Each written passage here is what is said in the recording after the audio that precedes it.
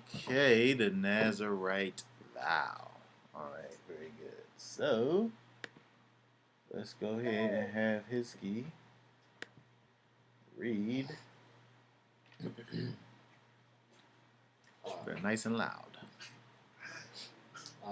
Number 6:1. And Yahweh spoke to Moses, saying, Speak to the children of Israel, and say to them, When a man or woman does separate by making a vow of a Nazarite to be separate to Yahweh, he separates himself from wine and strong drink. He drinks neither vinegar of wine nor vinegar of strong drink. Neither does he drink any grape juice nor eat grapes or raisins. All the days of his separation he does not eat whatever is made of the grapevine, from seed to skin.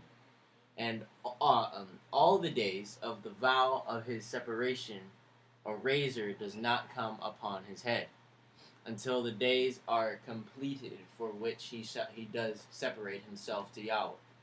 He is set apart. He shall let the locks of the hair of his head grow long.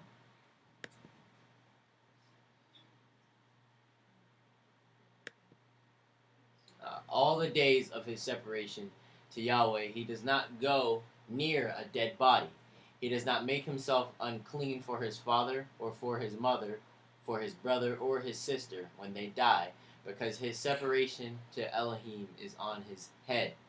All the days of his separation he is set apart to Yahweh. And when anyone dies beside him in an instant suddenly, and he has defiled the head of his separation, then he shall shave his head on the day of his cleansing. On the seventh day he shaves it. And on the 8th day he brings 2 turtle doves or 2 young pigeons to the priest, to the door of the tent of appointment. And the priest shall prepare one as a sin offering, and the other as an ascending offering, and shall make atonement for him, because he sinned by reason of the dead body. And he shall set apart his head on that day, and shall separate to Yahweh the days of his separation, and shall bring a male lamb a year old as a guilt offering. But the former days are not counted, because his separation was defiled. And this is the Torah of the Nazarite. When the days of his separation are completed, he is brought to the door of the tent of appointment. And he shall bring his offering to Yahweh, 1 male lamb a year old, a perfect one, as an ascending offering, and 1 lamb a year old, as a perfect one, as a sin offering, and 1 ram a perfect one, as a peace offering, and a basket of unleavened bread, cakes of fine flour mixed with oil, and unleavened thin cakes, anointed with oil, and their grain offering with their drink offerings. And the priest shall bring them before Yahweh, and prepare his sin offering and his ascending offering, and he shall prepare the ram as a slaughtering of the peace offerings to Yahweh, together with the basket of unleavened bread. And the priest shall prepare its grain offering and its drink offering. And the Nazarite shall shave the head of his separation at the door of the tent of appointment, and shall take the hair from the head of his separation, and shall put it on the fire which is under the slaughtering of the peace offerings. And the priest shall take the boiled shoulder of the ram, and 1 unleavened cake from the basket, and 1 unleavened thin cake, and put them upon the hands of the Nazarite, after he has shaved his hair of separation. Then the priest shall wave them a wave offering before Yahweh. It is set apart for the priest besides the breast of the wave offering, and besides the thigh of the contribution. And afterwards the Nazarite shall drink wine. This is the truth of the Nazarite who vows to Yahweh. That's the Torah. This is the Torah of the Nazarite who vows to Yahweh. The offering for his separation and besides that, whatever else his hand is able to provide, according to the vow which he takes, so he shall do according to the Torah of his separation. Okay. All right. Very good. So we want to, as always, look at a few uh, keywords, a couple of these important things that we're able to look at to get a better understanding as to what uh, we're dealing with over here. We want to look at what this vow, what it meant to the ancestors. Um, we also want to deal with some spiritual significance and applications, and we also have some connections that we're going to deal with in the apostolic writings in the so-called New Testament. So let's go back and deal with. Hisky, just read again for us these first two verses here. And Yahweh spoke unto Moses, saying, Speak unto the children of Israel, and say unto them, When either man or woman shall separate themselves to vow a vow of a Nazarite, to separate themselves unto Yahweh. Okay, so we, up until this point, as we're going through the Torah portion, we talked about that special vow. We talked about a special vow. And now we're talking about here this vow of separation, this Nazarite vow. And so let's deal with some of these important things over here. We want to look at this word here that is translated as to separate. Shall separate. The word that's translated as vow, and of course here Nazarite. Nazarite. And so let's go ahead and think about this word here, pala. Pala, which means to separate. Okay, just like we have the yolks separated from the whites over here, right? Pala. So this word pala, it's a primitive root. Properly to separate, that is to distinguish. To distinguish. Whenever I think about the idea of something, distinguishing itself from another thing, you want to think about. It's one thing to be separate, to separate, but now when you add the idea of distinguishing, now you're making bringing out certain characteristics, and you're, making differences that are special unto you, right? The things that cause there to be a differentiation, right? Distinguishing marks over here. Let's see here. By implication, to be great, difficult, wonderful. Wonderful.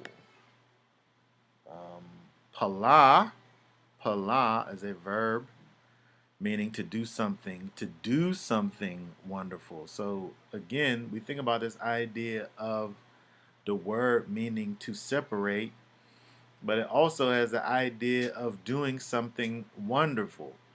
And so when we think about this word that has the idea of distinguishing, it seems as if we're able to see that the distinguishing things that are being done perhaps are somewhat wonderful, or extraordinary. Okay? We look at this here. It says that a rare use of this Hebrew word expresses the performance of the special vow beyond the ordinary, which what we're looking at here is the Nazarite vow. And so we have this word that's mostly thought about this thing that is something wonderful. And then we have the same word that is used for the idea of separation. And so I'm saying that when we think about this separation, there's something that's wonderful about the separation, right? There's something that is distinctive about this separation. Okay, that's and we're gonna see that as we keep on going, right? So another one of our words that we're dealing with is, of course, the vow, right? The individual is separating by this vow that they're making, this nadar, nadar, which is what we have right here, nadar, is this vow. And so the root nadar is a primitive root, which means a promise, to promise to do or to give something to Elohim or to make a vow. Okay? Let's see here. The verbal concept denotes the making of an oral, voluntary promise to give or do something as an expression of consecration or devotion to the service of Elohim. We think about this word, nadar, meaning this word meaning to promise or make a promise of something. There's a connection to the Most High. So you're making a promise to the Almighty, right? We see various places in the scriptures where um, even specifically to the Nazarite vow, where we see parents making this promise of consecration in regards to their children. We see places where individuals are making vows of consecration for their own selves. Okay, and so when we look at this over here, this vow, this promise that's being made, we're being able to see that this word that's being used and translated as vow, gives you the idea of something that you're promising to the Most High. Here we have more definitions. Let's see here. The word is found 25 times in the Old Testament and basically means a solemn promise to Elohim or the thing that is promised. Okay, and then lastly, we have this word Nazarite, which in the Hebrew is Nazir. Nazir, which is to separate, that is consecrated, or hence unpruned. I don't. I hope the power don't go out there. Unpruned vine, like an unshorn Nazarite, or to separate. And so we see this word, this Nazarite or Nazir, actually means to separate, right? So you have this thing where it's said, think back to the verse where you were to separate with this vow to separate, right? It said to it said when a man or woman does separate by making a vow of a Nazarite. But if we know that Nazarite actually means to separate, it's really the same thing as saying when a man or woman does separate by making a vow of separation or of a separate, to be separate to Yahweh.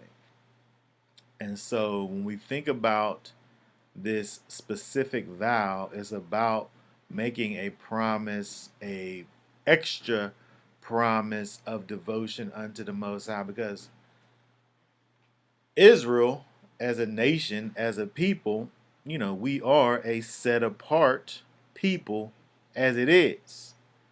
We're a people that's separate from the nations already. And so within Israel, now we have this higher degree of separation with this Nazarite vow.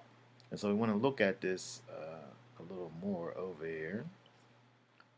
See if we can get some more understanding.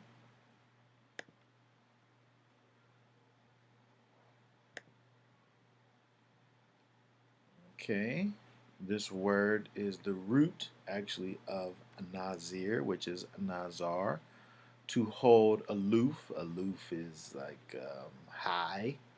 That is abstain, to abstain from foods or drink, um, even from divine worship. And so again, this word that's translated to as Nazarite, this word that is its root also gives you this idea of not only separating, but of holding something high, or abstinence involved in it, dedication, consecration, right? So from the text, we see that this Nazarite, he abstained from, according to verse 3, well, starting at verse 3, he abstains from the grapevine. He abstained from the cutting of his hair, and he abstained from defilement from dead bodies. So we want to look at these just one at a time over here and think about nothing from the grapevine, as it said, from the seed to the skin. So that's wine, strong drink, vinegar, grape juice, fresh or dried grapes. When we think about this, it's easy to understand why they would abstain from wine or strong drink. If they was going to say this person that was going to dedicate himself to the Most High to a greater degree,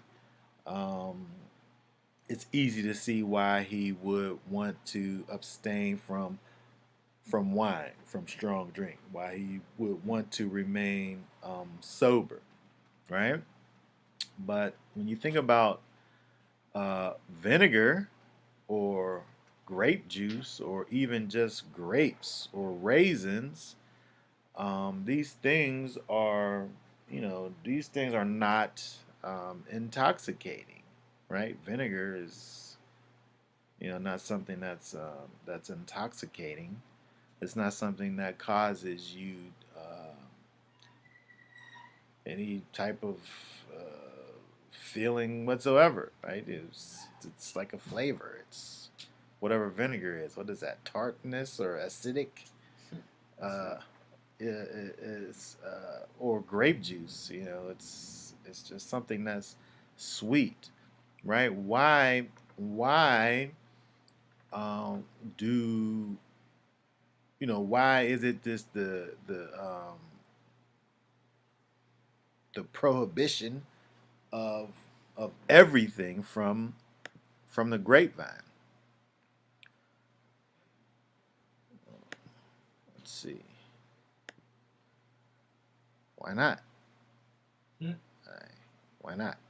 Why was it from the seed to the skin and from the outside all the way to the inside?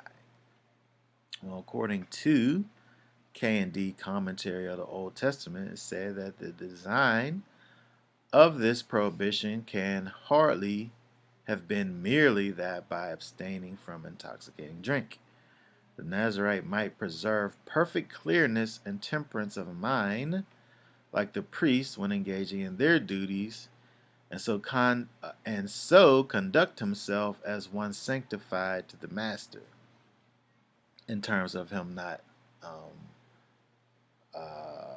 indulging in these intoxicating things. But it goes much further and embraces entire abstinence from all this delicia carnis by which holiness could be impaired. Vinegar, fresh and dried grapes, and food prepared from grapes and raisins, um, ergo raisin cakes, are not intoxicating, but grape cakes, as being the dainties sought after by epicures and debauchees, you got all these fancy words, are cited in Hosea 3:1 as a symbol of the sensual attractions of idolatry, a luxurious kind of food that was not in harmony with the solemnity of the worship of Yahweh. The Nazarite was to avoid everything that proceeded from the vine because his fruit was regarded as the sum and substance of all sensual enjoyments. And so when we think about the prohibition, the total prohibition of grapes altogether, because of the fact that these are like this, it makes me think about whenever you will watch these movies of these people like in like these medieval times, and you would have like some guy like laying back on some couch, and his servants like feeding him grapes. Like it just they made it seem like the grape was like this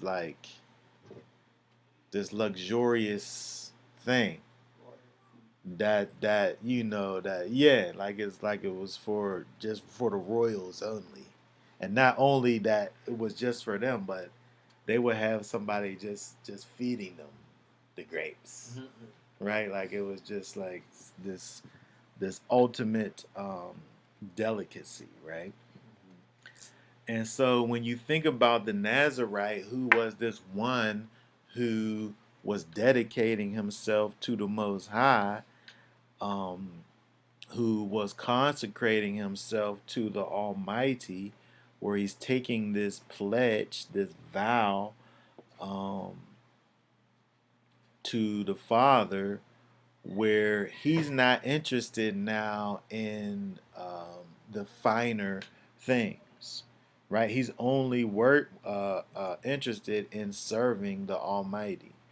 And so when we think about, this total prohibition of grapes, you could also kind of think about the idea of, just this, dedicating yourself also to just a meager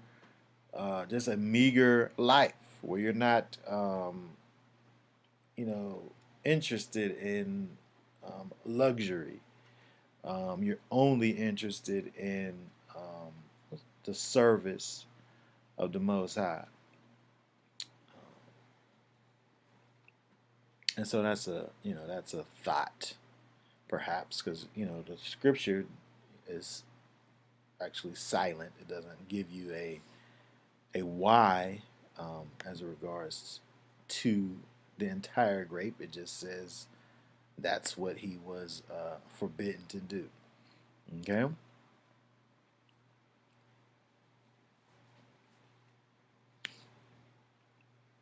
All right, let's keep on going here.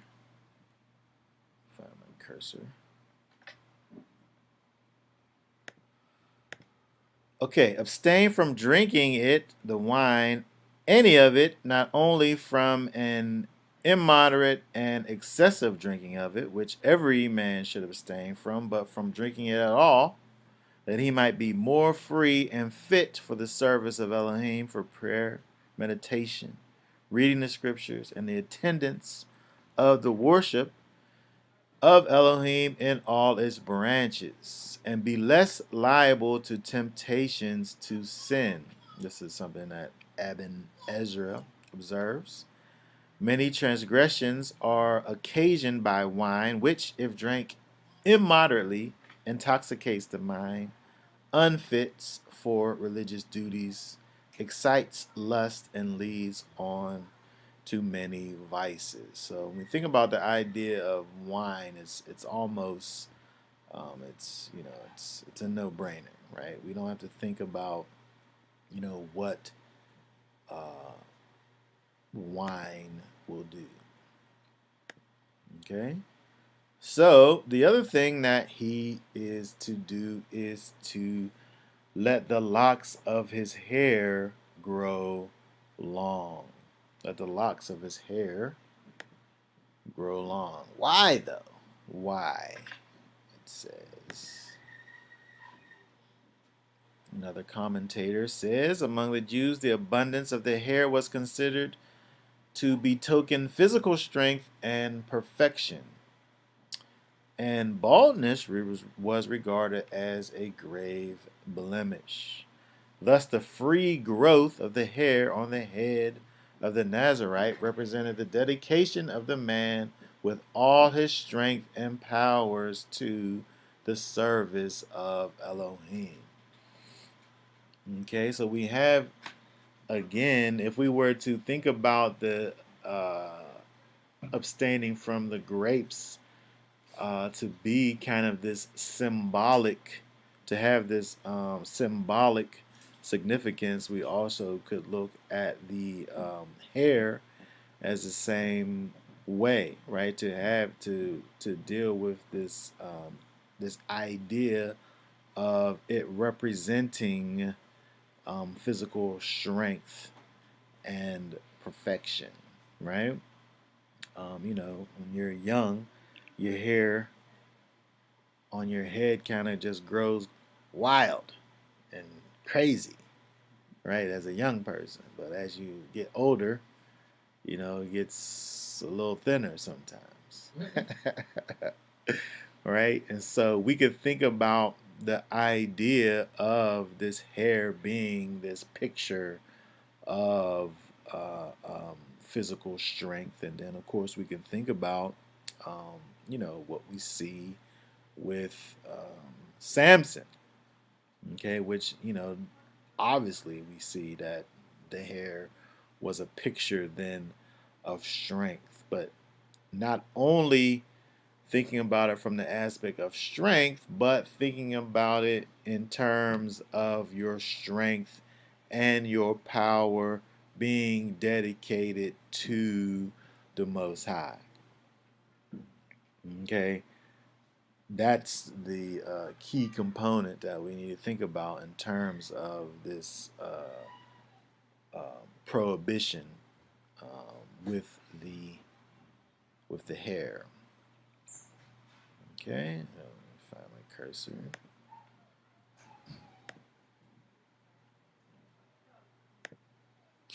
Okay, and then also we see all the days of his life he was separated unto Yahweh. He does not go near a dead body. And so when we think about the Nazarite who always, he remained in this holy state. When we think about the priests um, they had this same type of a situation where they, you know, always had to remain holy, never being able to defile themselves. Okay, and so you have this, for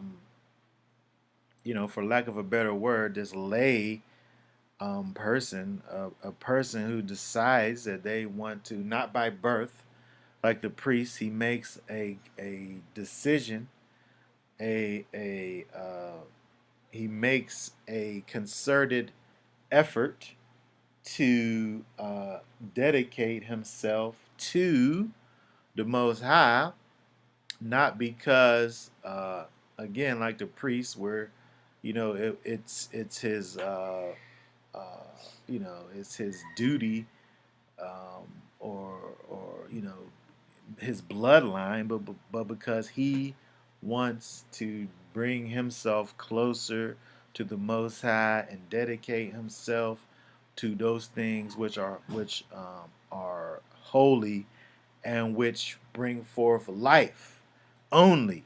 So much so that he can't fulfill this task, this vow, this time of separation,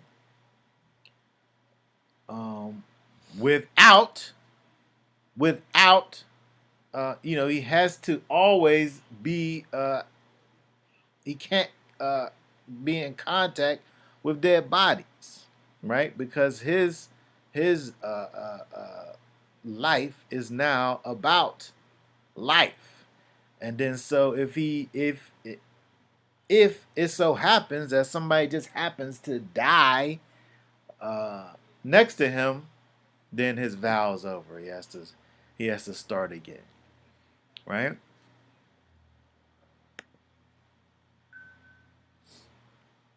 But why though? Why? Well, the Nazarite. The Nazarite was a picture of the spiritual elite, right? Um, he didn't uh, bother with these much, much worldly affairs, right? He didn't get into all of the delicacies and things that come from the vine. He didn't deal with causing, beautifying himself in terms of, I don't know, when you go to I don't know how it was back in those days, but today when you go to the barber shop, it's not really just a functional thing. Like my hair is too long, I have to make it short again, right? It's kind of this thing where you're kind of like you're beautifying yourself to a degree, especially especially the way that these people do it now with these fancy hairstyles, and if I if I go back right now and think about, as a young person, with the hairstyles that I'm talking about, men that males had, we had some really kind of elaborate things that we did, with our hair. But again, when you think about it, it's really just kind of this, it's just you kind of, I don't know, it's a way that you kind of, I don't know, I'm saying it's more than just a functional thing. As my hair is too long, I have to cut it short. I kind of think about the way that I do as an older person. It's purely functional. It's not. It has nothing to do with fashion or any of that. It's just my hair gets too long, and then I just make it short again. But I think the longer that I think about it, you know, it's I don't want to call it selfish or frivolous. Maybe it's frivolous. Maybe pampering. When we pamper ourselves to certain degrees, where we get into all of these different primpings and things that we do with ourselves. But the Nazarite, that wasn't one of his concerns, right? He didn't concern himself with beautifying himself. That wasn't his thing, right? He didn't concern himself with enjoying all of the different delicacies that come from the vine, whether it be intoxicating or otherwise. And he also didn't concern himself at all with death, no matter who it was, right? He only concerned himself with life. Okay? And so the Nazarite's level of holiness, of set apartness, was second to none. Right? Because we can think about the fact that the high priest, he wasn't able to defile himself, but at the end of the day, you know, he is fulfilling this thing that he was basically born to do. It wasn't like he made a decision; he didn't have a choice. That whoever, the son of Aaron, was a priest, right? And whose ever turn it was to perform those duties, that's what he did. But the Nazarite decided to follow after the Most High and to live his life according to holiness and set apartness, not connected to any bloodline or whatever, but simply because he had a desire to follow after the Most High to a greater degree. And so from that standpoint, his level of holiness, his level of set apartness was, was second to none.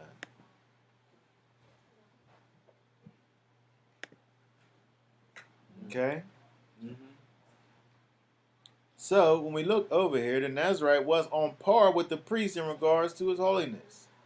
Right? No wine at all for the Nazarite. The priest, actually, it talked about for the priest no wine while he was on duty. Right? He couldn't perform his duties and partake of wine. But if he wasn't performing no duties, then he could partake of some wine. Right? The Nazarite, he can't be defiled. Right? Mm-hmm. But the priest, he can only be defiled by his nearest relatives.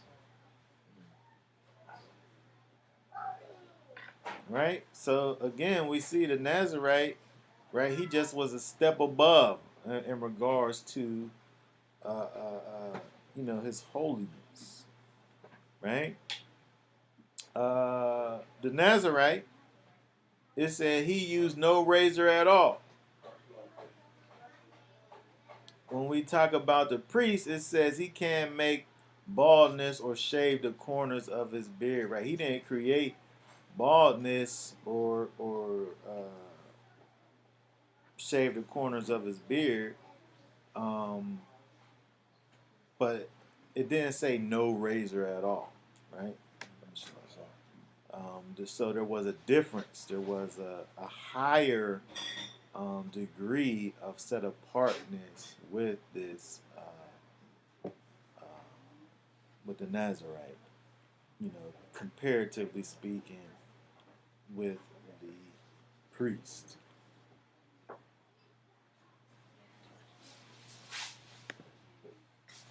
Okay. All right. So the Nazarite vow shows the regular person, that there is a higher level of righteousness to be attained, but it comes with a price.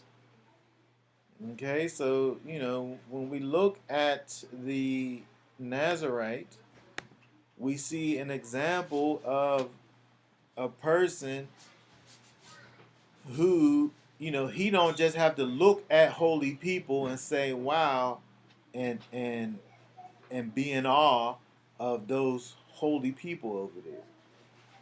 He too is able to attain not only that level of holiness, but a greater level of holiness. Mm. But it comes with a price, right? It costs something, right? There's things that he must do. There's things that he is responsible for as a result of it.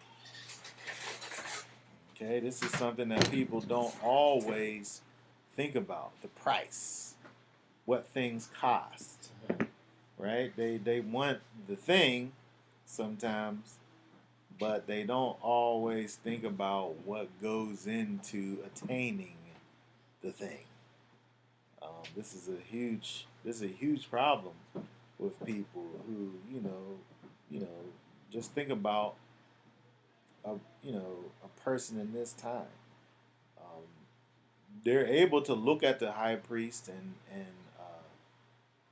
desire a certain level of holiness, um, but we have this law here, this Torah here, to help us to understand, just what that cost is.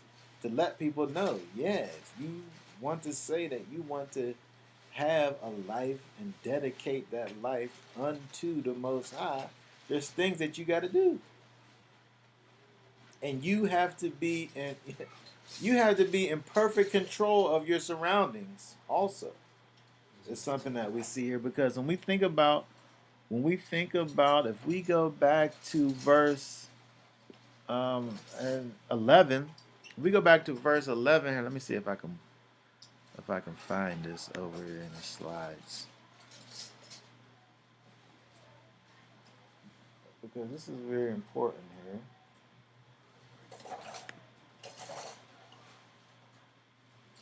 Let's see, that probably was back here. If we go back to, let's see, is it here? Oh, yeah.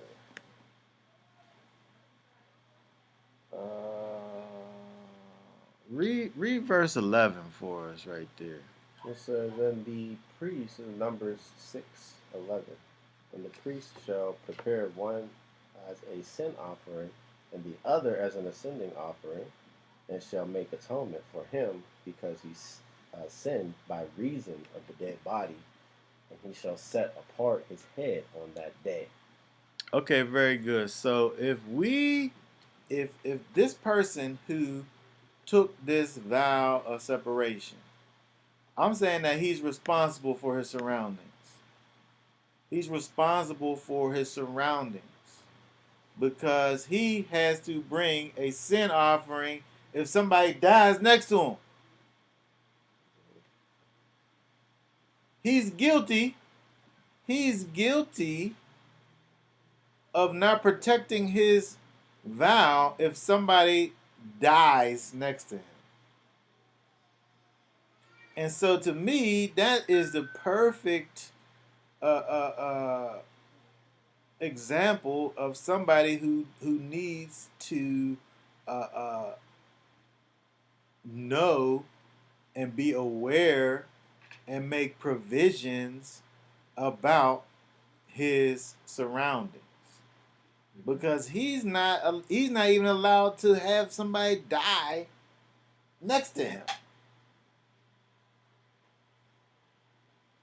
But how's he supposed to prevent that? He's supposed to prevent it by just you have to be aware of what's going on around you. I feel like this is telling me this, because it says that he got to bring a sin offering because he sinned by reason of the dead body. Mm-hmm.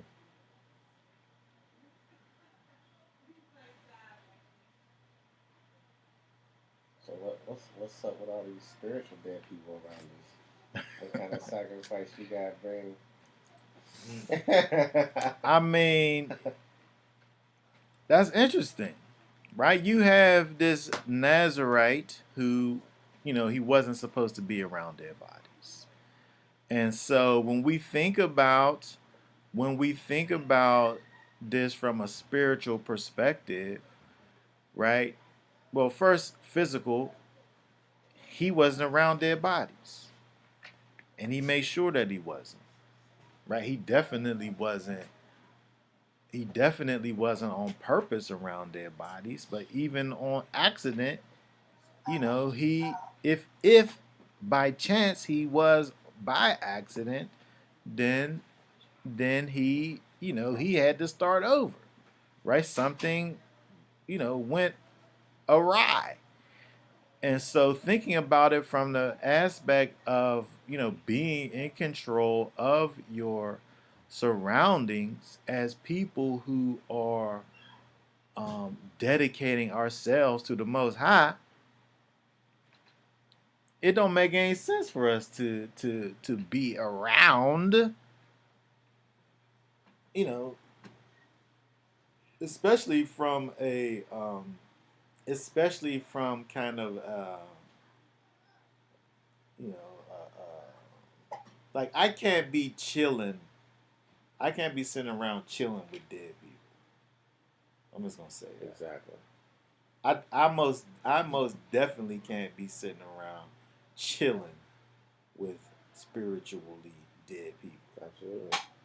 because the only thing that they're able to really do for me is to bring me into death. Exactly. They go cause me to die. Um, Yeah, I had to relook up Nazarite and the Hebrew. You already did that? yeah, we looked at it. It's separate. Separate.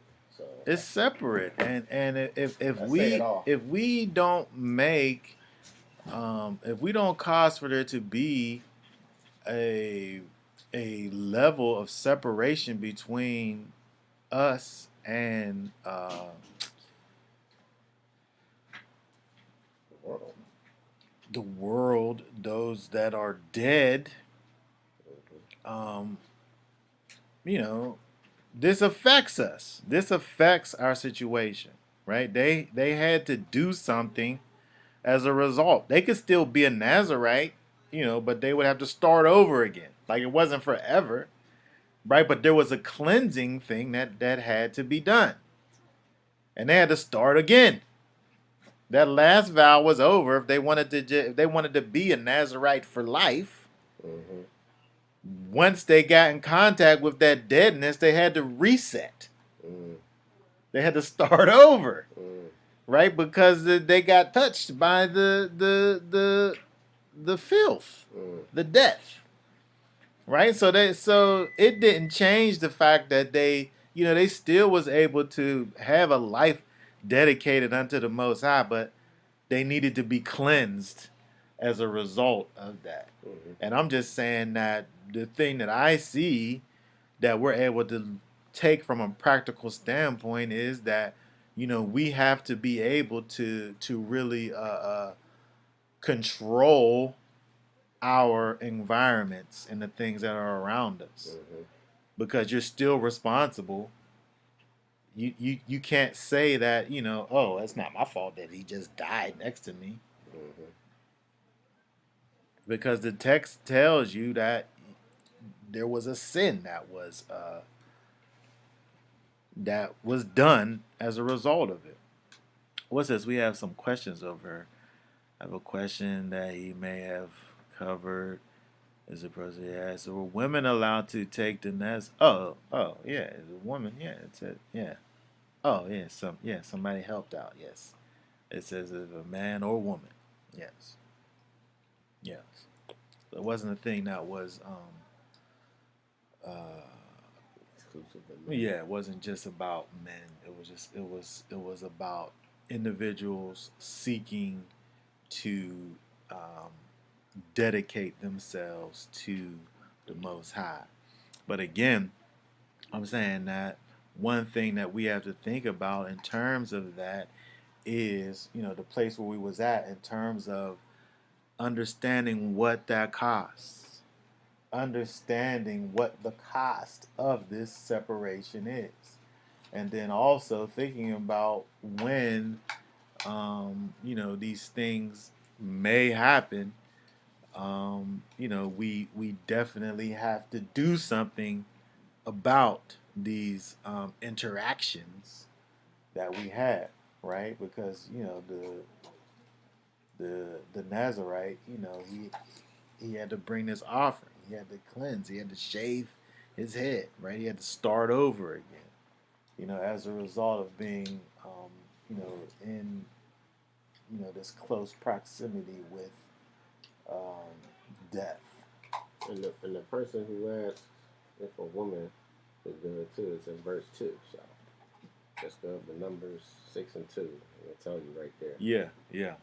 It literally says if a man, which is interesting because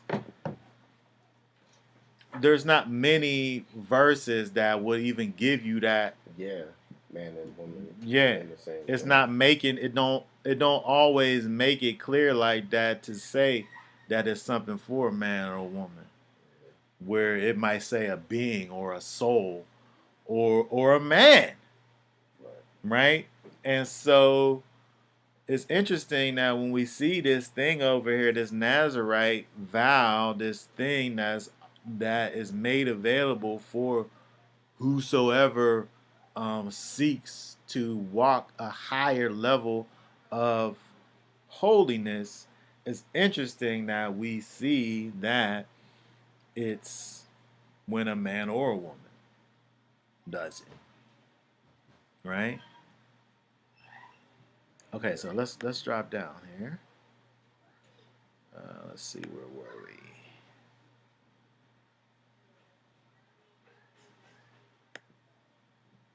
Oh, we were talking about the price, right? It most definitely comes with a price.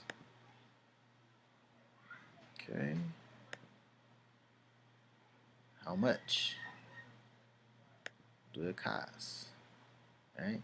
What comes with it? That's what I want to know. I'm paying all this money. Mm-hmm. What do I get with it? What's the features? Right? Right? What comes with it?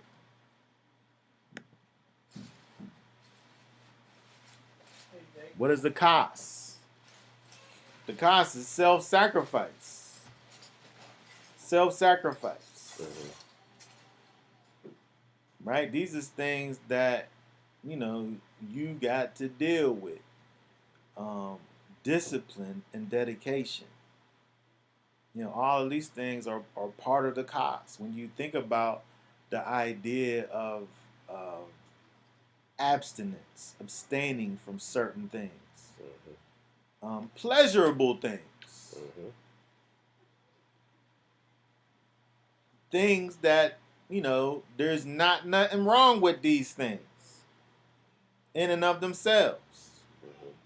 But because you've decided to uh, raise the bar in your life, these things that are not in and of themselves sinful, you made for them to be sinful for you because you've raised the bar and said, I'm going to be a Nazarite, so now I can't do these things.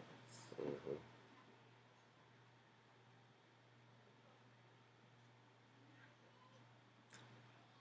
And so, the you know, again, when we think about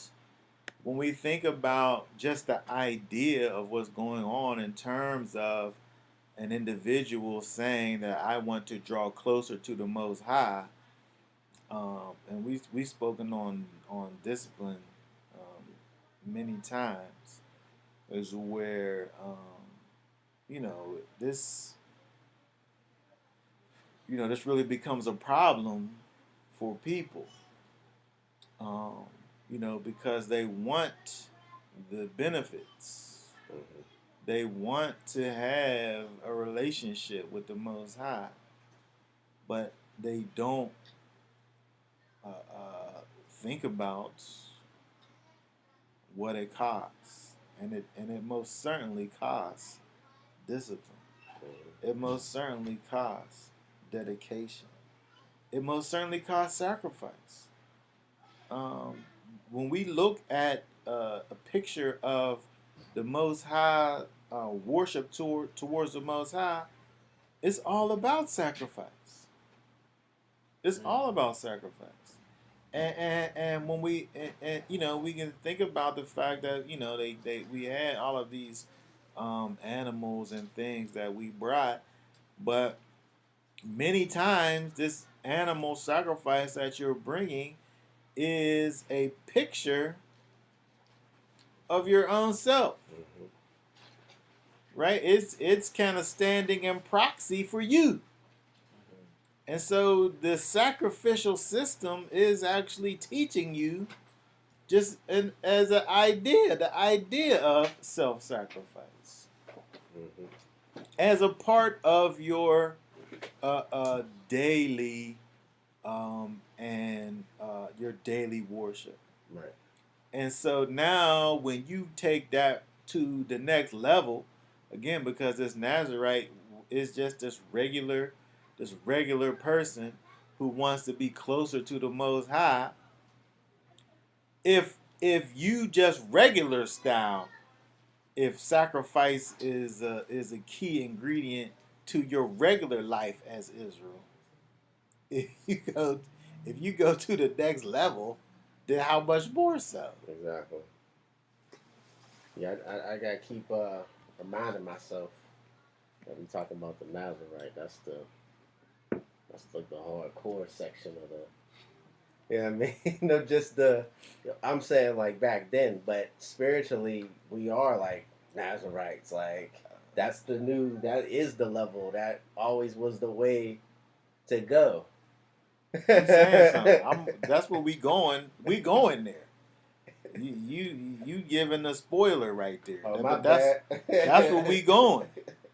But I, but I'm saying that just the regular though, if we was just to think about it from the quote unquote regular standpoint, I'm saying these things are incorporated in that.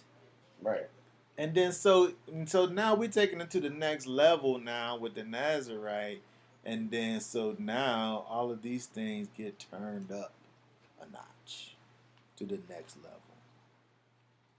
But just you know these are things that are incorporated in who we are, just even as a nation. Right. You know, our culture is about sacrifice. Our culture is about discipline. Our culture is about dedication. Right. It already caused that, but then, but now, when somebody wants to say that they want to go ahead and take that extra step now, it's just turning those things, the Yeah. dial up on those things that should already be present in the quote unquote regular Right. person's life. Right.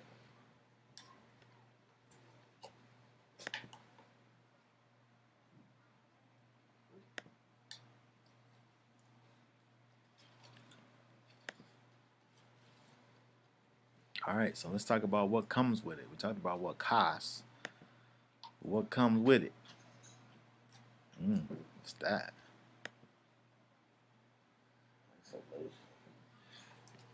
Isolation sometimes comes with this thing because you got to make a type of barrier between yourself and these other person, place, or things that's going to sit up here and cause you, uh, uh, uh, cause there be problems with your set apartness. right? Because again, we remember with this Nazarite, where he had to be so careful in his life that he had to know what was happening around him. He had to understand his environment in such a way, that his environment didn't affect what he was doing. And, this is easy. This is easy here for us to kind of think about how this fits into our situation as we walk around just even right now. Yeah. Right? For us to be able to know that we can't put ourselves in situations where um, you know, we're being influenced by all types of death that's around us if we're supposed to be life and light. Right? If we're life and light, we can't very well surround ourselves with darkness and death. Mm-hmm. And so when we think about the idea of having this life of dedication and set apartness to the Most High, um, you know, this is something that definitely comes with the territory. Isolation from darkness, isolation from wickedness, isolation from death. Because these things do something to you. Mm. Right? Because again, we saw with the Nazarite, he was able to keep on being a Nazarite, but he had to start his process over again. Right? He wasn't done forever, but that thing affected him where he needed to cleanse, bring his sacrifice and offerings, and he needed to just start over again. Right? Because he got infiltrated. he got touched, or he was in the vicinity um, of death. Okay, so this is something that comes with it, and that's a big thing for people, especially people just love just being with people and around other people, but it can't be for the For the reasons of the world. no, it can't be for the reasons of the world. Right. you know you, we got to strategize our encounters with people where we're not in a situation where we are being influenced by these, like say for instance, you say that you want to be a follower of Messiah. You want to follow after the ways of Yeshua, right? And but you're the only one that you of the people that that wants to do that, right? And so you you miss your people, your friends, all of this, whoever, where you know, and you never make a kind of a severing of ties or a separation from these people. You aren't going to cause for your group of people to come to the Most High. Those people are going to keep you from moving closer to the Most High. Because, you are surrounding yourself with darkness and not and death when you're supposed to be light. And especially when you talk about people who are newly becoming light. Your light is like it's like one of them. You know how you got them batteries in your flashlight that need to be changed, and the lights kind of like it's on, barely on, but it's like all dim and maybe it's Yeah. flickering a little bit. or you in the wind and you a little match and you need a hand to cover you up Oh to my keep your light goodness. lit. A little match. You know that way. little fire you That got thing going out with the quickness. Yeah. Yeah. And so, when we think about the Nazarite, he gives us that picture of that set apartness, of that special separation. He's not sitting up here worrying about, I'm having me a good time today. I'm gonna get me some wine. I'm gonna get me some delicious grapes and all that. He's not worried about all of those things, right? I'm gonna get me a fresh cut so I can sit up here and you know what I'm saying, be looking fly. He's not worried about all of those things. He's just worrying about the Most High and what can I do for the Almighty, right? And so, we had to get to the place where we're able to understand what it costs. What it costs. It costs dedication and self-sacrifice, right? And it's going to take for you to make a separation from your old self, because these things are just going to cause you to just either stay stuck where you are, or you know I'm saying, at that beginning stage, stay stuck at that beginning stage, or just fall off altogether. Yeah, I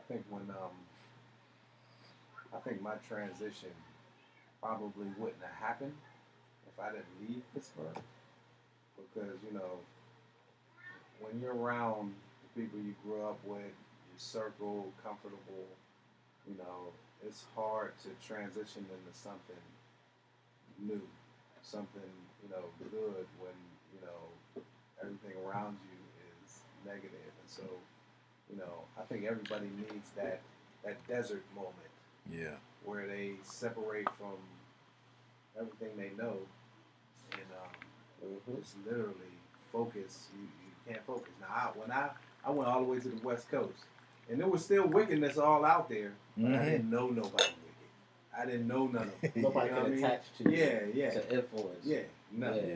You know what I mean? So literally, the Most High had me to Himself and was able to, lead me and guide me out of that darkness and change my whole mindset and way of thinking, because there was no baggage. All my baggage was gone. Yeah. Yeah. There's something to be said about the process that we see even with Yeshua, where he literally has that wilderness moment where he starts his ministry after he has that wilderness moment, that time where he's able to go and be filled with the Spirit and be tackled, right? He's tackled by Hasatan, tested, and he wins the battle, right? And then after that, now he goes out and does the work, right? But not before he has that wilderness moment. And that's so important when we think about, you know, us as being these people who decide that we want to follow after Yeshua. All right, you Israel, okay. You Israel, okay, good. Okay, so now what? I mean, Now what you they gonna was do? Israel when the temple was destroyed. They was Israel You know what I'm saying? All When he that. was turning the money tables over. All that. You know what I'm saying? All that. So, And so, we can have the realization of who we are as a people, but then now, what's that look like? What's that cost? What comes with it? All of these things, right? That we gotta think about. All right, let's keep on going.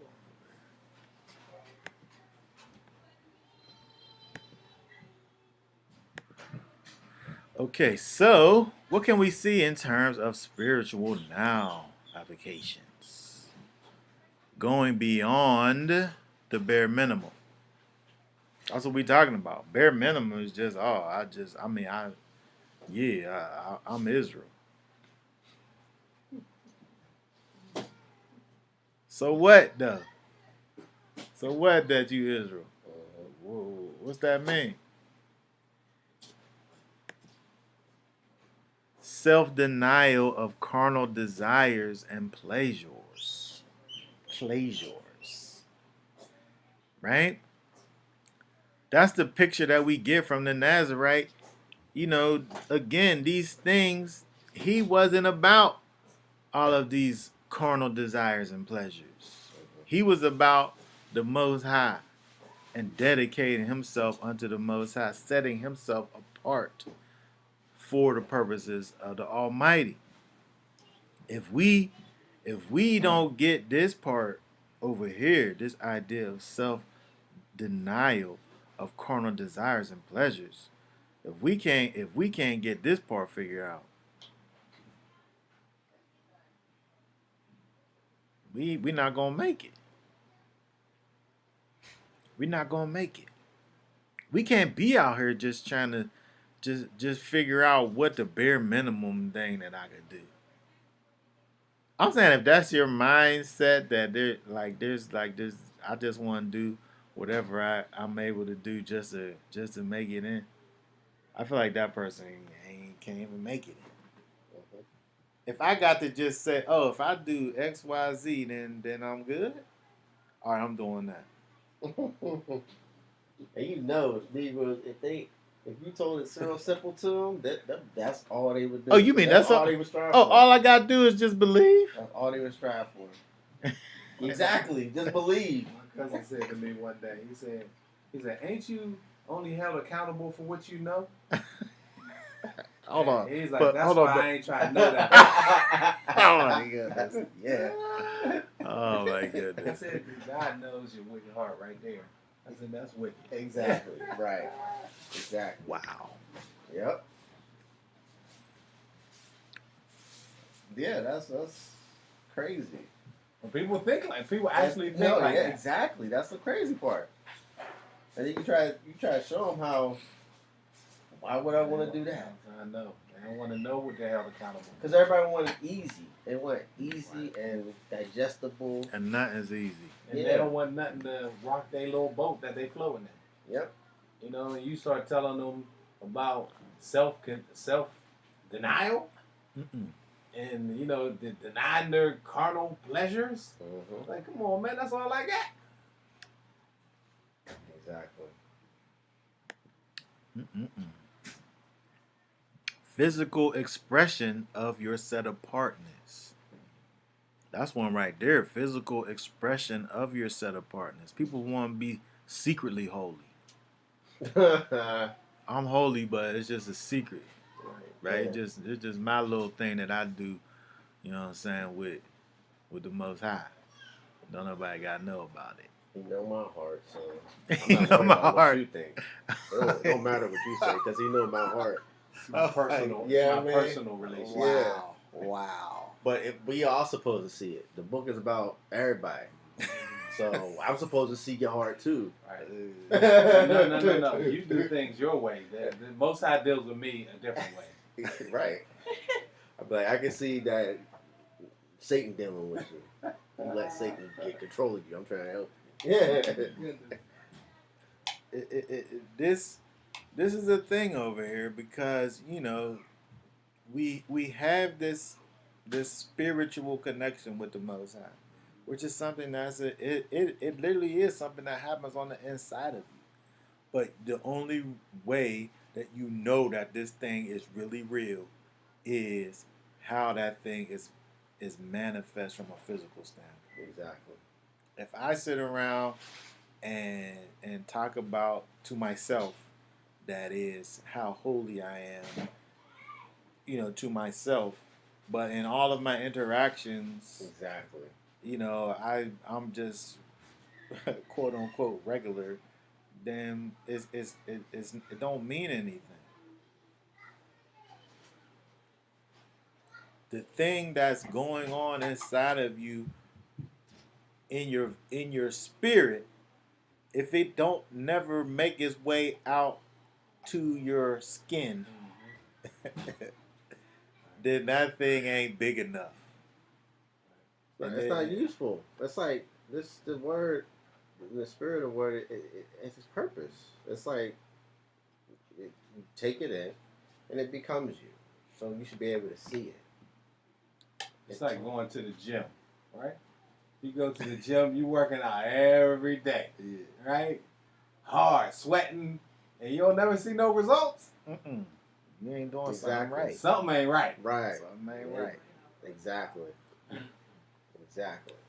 The thing that you doing on the inside at some point got to get to the place where it's visible. Absolutely. There should be a visible change. And look, People should be like, man, you acting different. Yeah. Exactly. Yeah. And when you said that about the gym thing, you working out and they ain't getting no results. Also, too, maybe they staying the same for what they eating. They ain't changed their diet. Right. They ain't know that they had to change their diet to get the results they needed. So what are you consuming? Which is keeping you the same. Say you are what you eat. So you eat wickedness and you still staying there in the same spot. Thinking that you just reading the book, but you ain't changing the things you had to change. Right. When we think about this idea of isolation, separation from wicked people, and all of this stuff, if if if you can still get along with wicked people, you might be wicked still. Exactly. Wicked people gonna want to get. They don't want to be around you. Right. They don't want to be around you. Exactly. Because you act funny all the time. You weird. I Like, can't be around him. He Yeah. always judging me, or he want Right. to have conversations about this or that. Like, You know what I'm saying? I'm trying to be wicked, and you saying, nah, don't do that. Right. You trying to talk me out of my wickedness. Come on, man. You raining on my parade. some of these things, like, sometimes it's necessary for you to move away from people, but the closer that you get to the Most High, people that not on that same page as you, they gonna want to get away from you. Exactly. Yep. Because you no longer have the things in common anymore. You don't got the spirit of the world. If these things are real inside of you. Yep. He said the world rejected me before it rejected you. Mm-hmm. Yeah.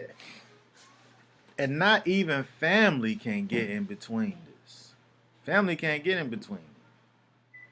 When you think about the things that Yeshua said out there and told people that you need to hate your mother and your brother. If you can't hate them, you can't even follow me.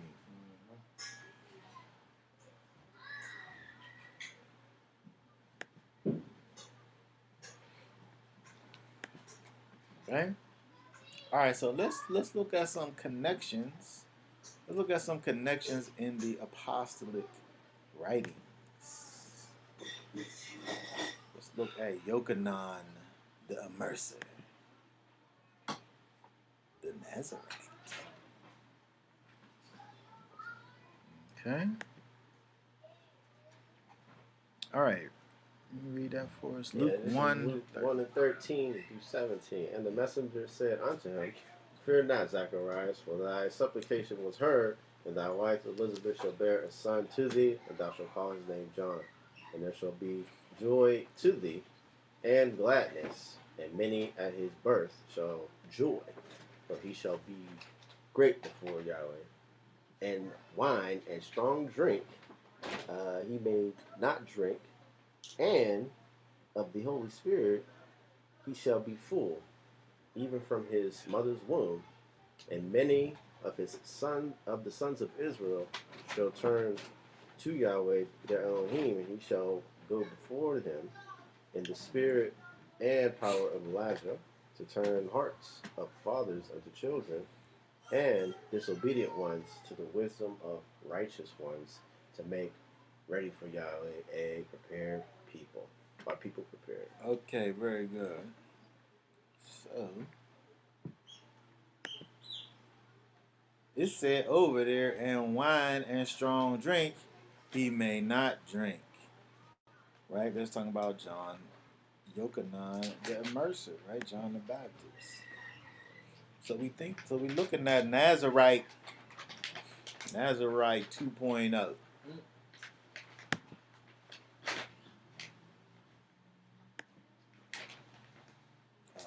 too far.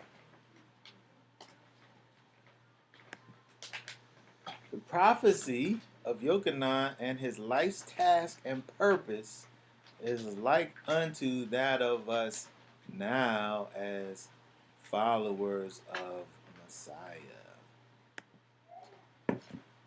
Okay, the spirit and power of Elijah, to turn the hearts of the fathers back to the children, disobedient to an attitude, having, I should have worded this differently, being disobedient, changing that to an attitude of righteousness, and making ready a people prepared to the Most High. And so, we think about the idea of turning the hearts of the fathers back to the children. What's Malachi 4, 5, and 6 say? So, see, I am sending you Elijah, the prophet, before the coming of the great and awesome day of Yahweh. And he shall turn the hearts of the fathers to the children, and the hearts of the children to their fathers, lest I come and strike the earth with utter destruction. Okay, so when we think about, again, talking about sending you Elijah the prophet, at this point, Elijah the prophet is past tense. Right? So we're thinking about it in the same vein as what we see with Yochanan the Immerser in terms of dealing with the spirit and power of Elijah. And this idea of turning the hearts of the fathers. When we think about this word here, turning, which is shuv, which is the idea of repentance, right? Repenting and converting back to the Most High. A people, like when we think about the hearts of the fathers to the children, this is about a return to the Torah. Because the Torah is about the children, right? It's about the legacy, right? It's about, because if all you did was keep the commands, and you didn't raise your children up to do the same, then the nation is dead. Exactly. Yep. Right? Yep. The Torah is about keeping this life alive through you teaching it to the children. It's a legacy, right? So if I'm turning the hearts of the fathers back to the children, I'm returning back to the Torah. I'm returning back to the things that the Most High wants for me to be doing, and teaching my children that, so that he could teach his children that, so that he could teach his children that, and so that thing could just keep on going perpetually forever. Right? It's a return back to rightness.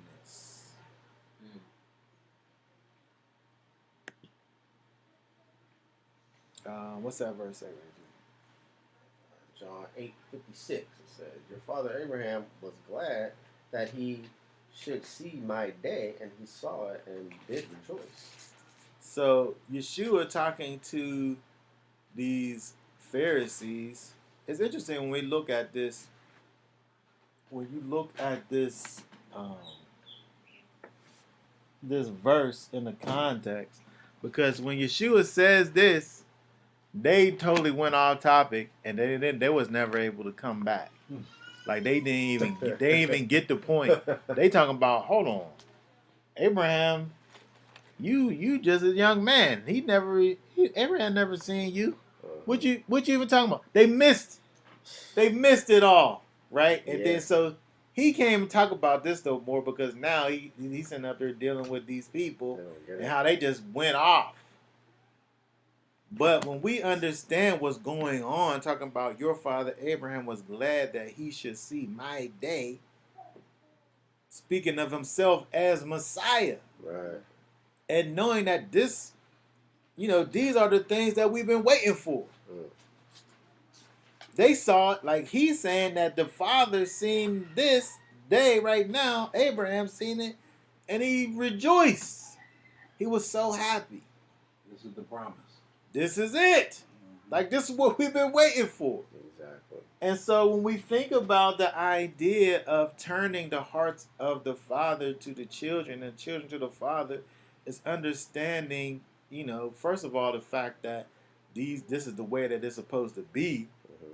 But second of all, this is us as a people living in rightness in the sight of the Most High. Mm-hmm. This is us living and dwelling with the Father.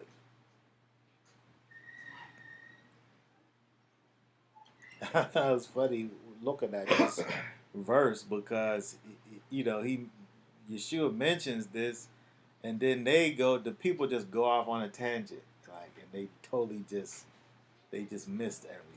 Yeah. But they're not being spiritual about it. They're carnal. Yeah. And that's it, Right. the fulfillment. And so when we think about the spirit of Elijah, when we think about the fact that having this task to go out and to turn the people back to a life of repentance, and it being our purpose to cause those disobedient ones to turn from that disobedience to an attitude of uprightness, right? This was what was coming from this person who had this vow of the Nazarite, right? Where he was this one who had this special dedication unto the Most High, and his life then now was about the service unto the Most High. And then we see that again, this Yochanan, the immerser, was this one who, was this predecessor of Yeshua. But the thing that he did is the thing that we are to do. It's ushering in this time of preparation for the kingdom, and letting people know that that it's time for them to turn away from wickedness, darkness, death, and turn into righteousness and light and life. It's time for us to turn away from all of these things that cause for us to be at odds with the Most High. Right? It's time for us to return our hearts back to our fathers. It's time for us to remember those things which were lost, that are now found in Yeshua.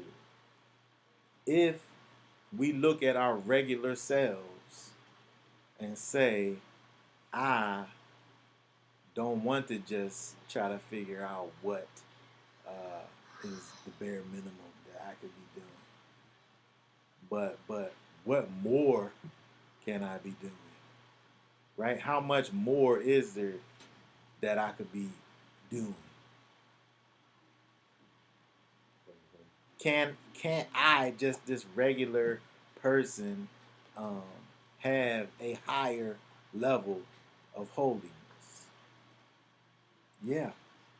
Yes. Yes, you can.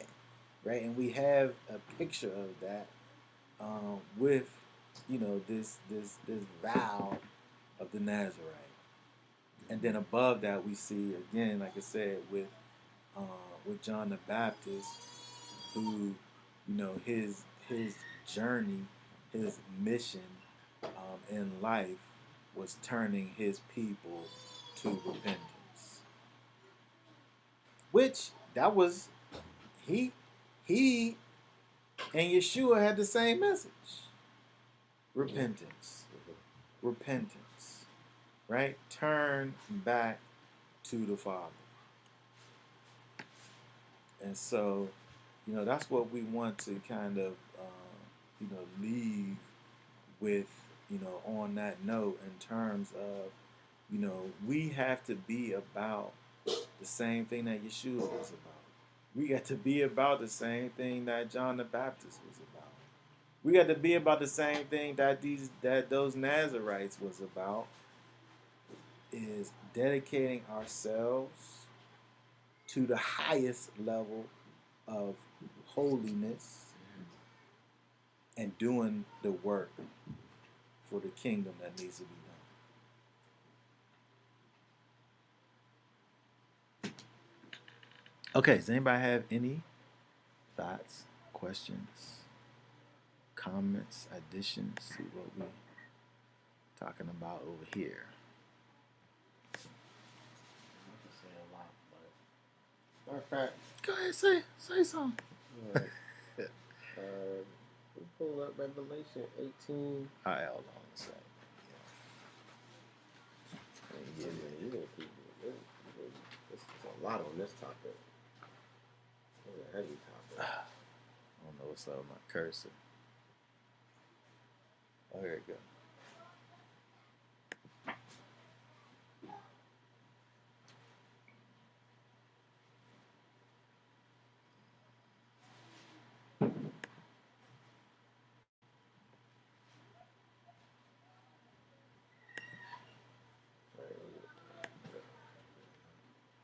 Revelation. 18.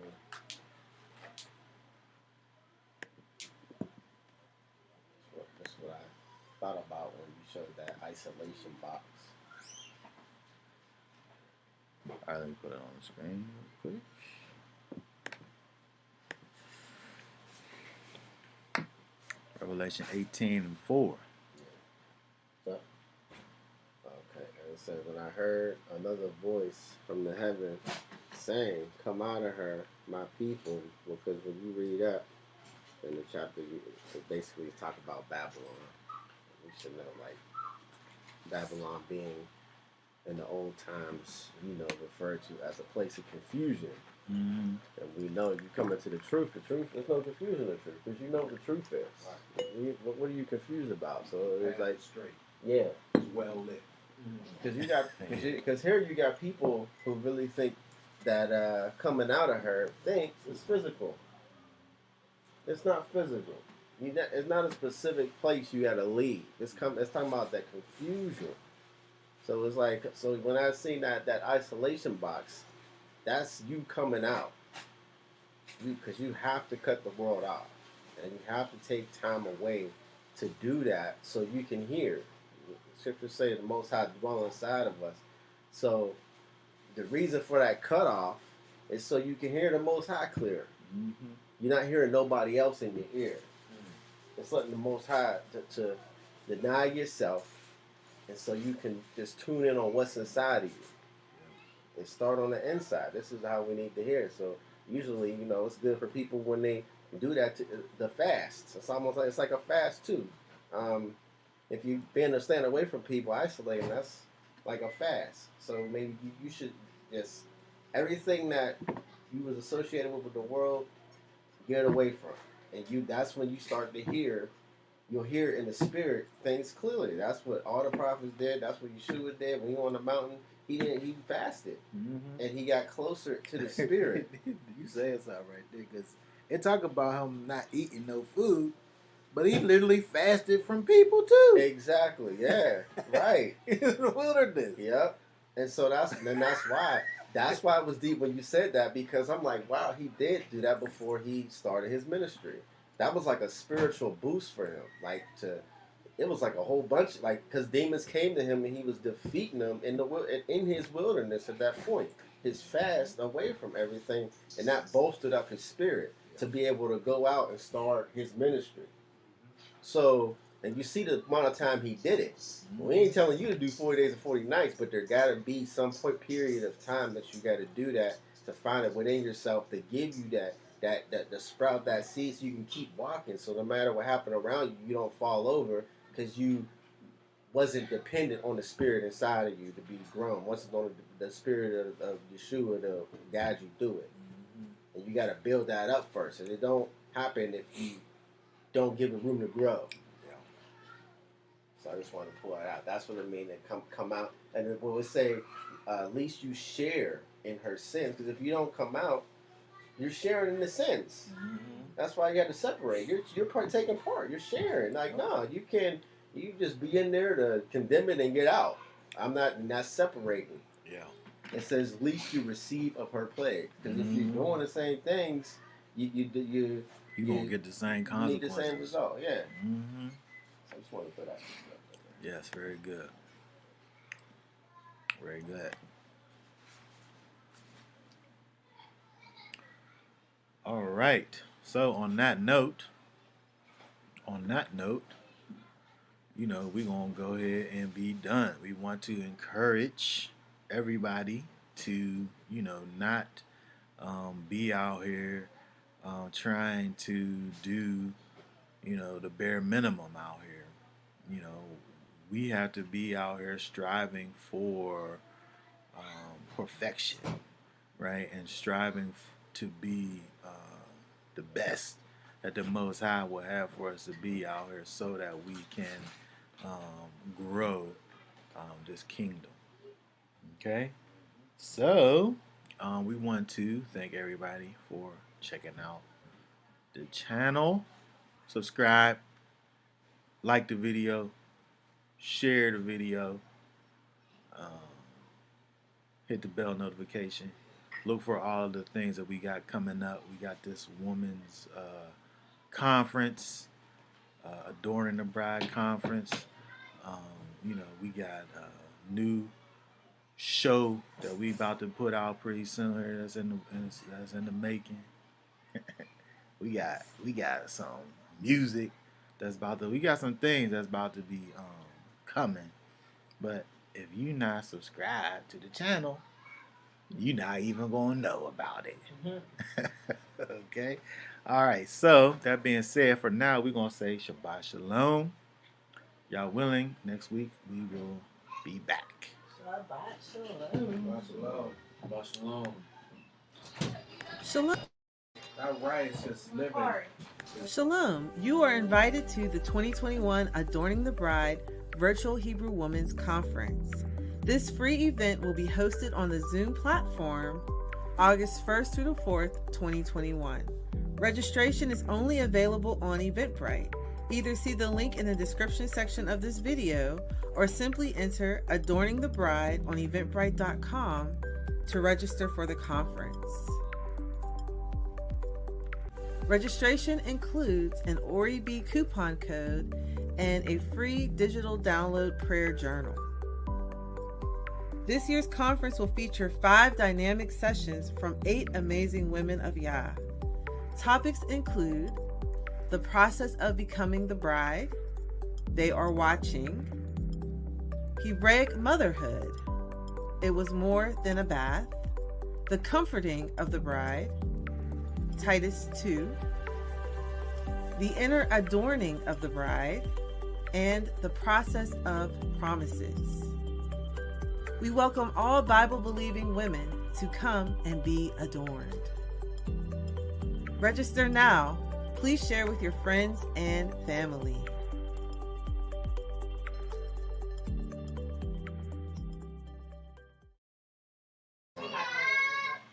Yesterday, this one lady I know, she had like quote